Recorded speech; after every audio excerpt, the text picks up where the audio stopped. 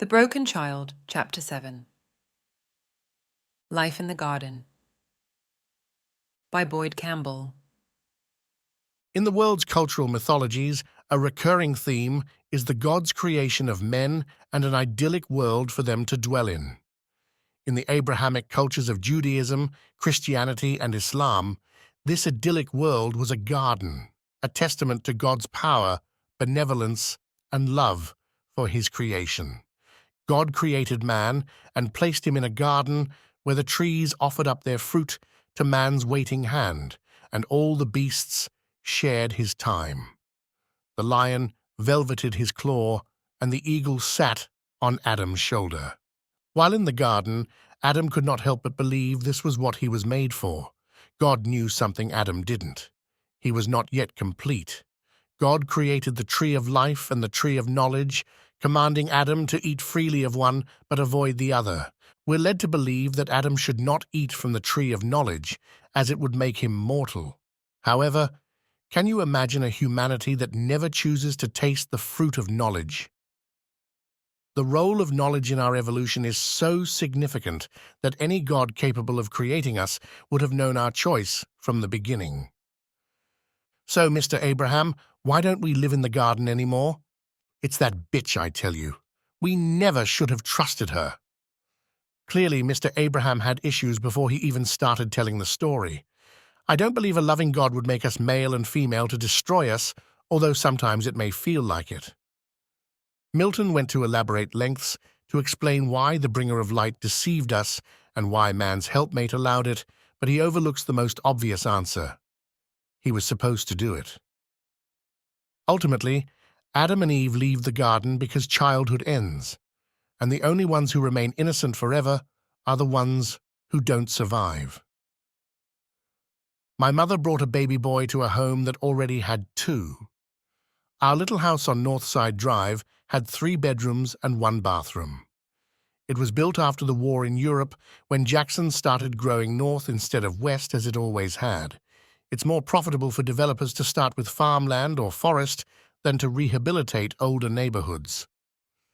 For 40 years I've said that we should probably use the tax code to correct this, but so far nobody is listening. My mother's father died of cancer at a time when all they really could do for it was give them morphine. Even with that, she told tales of hearing him moan and scream in pain toward the end. My grandmother was a woman living a 19th century lifestyle in the 20th century. She never learned to drive. Her father, who was in Learned, Mississippi, had a buggy. Her husband, a plumber, had a truck, and Mississippi Power Company promised to keep building streetcars to wherever you wanted to go. The only paying job she ever had was selling books and wrapping packages at Christmas at my uncle's office supply store. She could tat, knit, and sew just about anything. She could cook and clean and learn to do the laundry in an iron pot. When Granddaddy Joe died, it was decided that my grandmother, who we called Nanny, would spend 6 months with one daughter and 6 months with the other, as they both had young children and young children require looking after. Our little house had 1 room for my parents, 1 for my grandmother and my crib, and 1 for my brothers, who slept in bunk beds that were converted to twin beds. They're at my sister's house now, although the pins that turned them from twin beds to bunk beds have long since disappeared. Life in a crib isn't much fun. In those days, toddlers were often retained in what they called a playpen, but was actually just a cage. I had a reputation for discovering creative ways out of the playpen, including tearing off my diaper and throwing it around the room until someone picked me up out of my cage. My memories of those days are dim, mostly shadows. What I can visualize from that time was the position of everyone moving around me and me, not having liberty among them. I suppose I'm still a bit resentful of the cage thing. One day, a momentous event happened. My crib was moved from my grandmother's room to my brother's. A crib is still a cage, but suddenly I was surrounded by the most amazing things. I especially remember my brother's Johnny West action figure and 2 horses. I knew what horses were from television and the company farm in Raymond, but these were horses actually in the bedroom. It was then that I realized my older brother held the keys to the mysteries of the universe. I'm sure I was aware that a little girl had moved into my spot in Nanny's bedroom. But who cares? I was in an amazing, entirely new world. Babies are smelly, and they don't do much anyway. Something magical happens when you're around them, even when you're technically still a baby too, but ain't nobody got time for that. My sister was fresh and pink. I was 3, Joe was 5, and Jimmy was 9. 9 seemed like the most amazing thing in the world. He could do anything and go anywhere. Our backyard abutted the backyard of Martha and Arnold Hammond. They were a few years older than my parents, and their children were correspondingly older than us. One of the Hammond boys built a one-room tree house accessible by some 2x4 boards nailed to the tree. My brothers and the Hammond boys could access it, but I was too little to reach the first step on the board ladder. My brother tried to lift me up to the first step so I could see the inside of the tree house, but he got yelled at, so it would be a while yet before I could experience the liberty of more grown-up boys. My uncle died in the months before I was born, so I never knew him. For some reason, I always imagined Uncle Boyd with a long white beard, even though he never had one. He was old, I suppose, and old people had beards. I didn't understand what a family business meant. I knew the company was where Daddy went, and Granddaddy had an office, whatever that was. But none of the details meant anything to me. My father did everything with my brothers. He loved being a dad. There were even pictures in the paper with my grandfather, father, and 2 brothers doing little boy things. I didn't understand that, with my uncle's death, my father's life was about to change in major ways, and the time he had for little boys before would soon evaporate. It took a while for me to understand how much things would change. It took 50 years for me to come to terms with it. Missing somebody who is still alive and living with you is a complicated thing for a little boy. A baby's life is measured in milestones.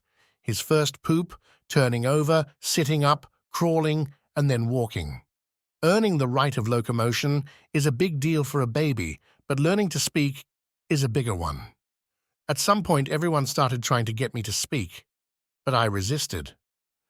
Finally, when Mother and Father were at a YMCA baseball game with my brothers, a 16-year-old Laurie Hammond was babysitting and somehow coaxed Daddy out of me. She was nervous about telling my parents when they got home, but when she told her mother, they both came over the next day and coaxed me to say it again in front of my own mother. Martha Hammond was my first friend. Even now, she's probably the most significant. Even though I was speaking, it soon became evident there was a problem. All babies struggle to say some words. My struggle was different. I would get stuck on some sounds and reflexively would start to repeat them. Unable to use the words I knew, I became angry and cried in frustration. I was a stutterer. In a world that fully expected me to be the next Boyd Campbell, president of the U.S. Chamber of Commerce, and all the things my uncle had been, I was instead a broken child. For some people, stuttering is a constant thing. Every word comes out broken. Fortunately, I was never like that. In a few years, they would discover that I had ADHD. Although they knew little about dealing with it, I'm convinced that my stuttering and my ADHD are connected. I'll be trying to say a word, but something distracts me, interrupting the word creation process. Frustrated but determined, I'll try to force the word out, but it sounds broken. Frustrated with speaking, I often just wouldn't. Most kids with ADHD are little chatterboxes. I was too, but the conditions had to be right. Meeting new people was a problem because I never knew if my words were reliable. My mother tried to drop me off at the nursery at church. In a room full of kids I had never seen before and grown-ups I had never seen before, I looked at my mother like, "If you leave me here, we'll be enemies forever." She did it anyway. I found a corner between a bookshelf and the wall and stayed there until they came to get me.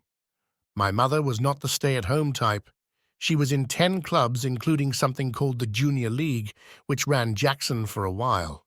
At home, she had my grandmother and a black woman full of nothing but love and peppermint hired to do light housekeeping and laundry and help look after the new little girl. Martha Hammond was my friend. She was the first to notice that, even though my words were broken, I knew quite a lot of them. She began teaching English at Mississippi College when her children flew the coop. She was the first person of letters I ever knew. Martha Hammond's kitchen became my place of refuge. She was the first to notice that there might be something more to my words than their brokenness. A new baby meant that there were now 7 people living in a house built for 3. My father's new job meant new money. A friend of my grandfather had been turning forest land down by the Pearl River into a new neighborhood called Eastover in an attempt to sound like people in Jackson had the same kind of money as people in Dallas. They didn't. Visiting this new place with lots of trees and a house still made of just sticks, I didn't yet understand what it meant to move to a new house. I would find out. Having eaten from the forbidden tree of knowledge, it was now time for me to leave the garden and move into the world.